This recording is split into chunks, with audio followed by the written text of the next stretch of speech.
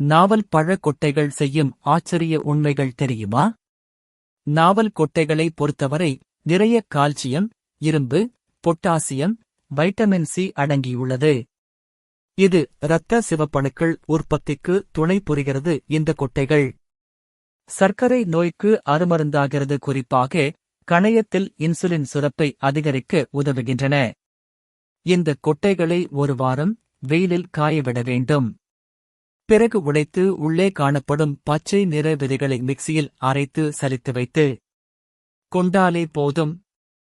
தினமும் 2 வேளை 1 டீஸ்பூன் அளவு வெந்நீரில் கலந்து குடித்து வந்தால் 1 மாதத்தில் சர்க்கரையின் அளவு கட்டுக்குள் இருக்கும் என்கிறார்கள். இரத்தத்தை சுத்தப்படுத்தவும், சிறுநீரில் நச்சுக்களை வெளியேற்றவும், கட்டுப்படுத்த முடியாத அளவுக்கு சிறுநீர் வெளியேறும் பிரச்சனைக்கும் இந்த கொட்டையின் பொடி தீர்வை தருகிறது.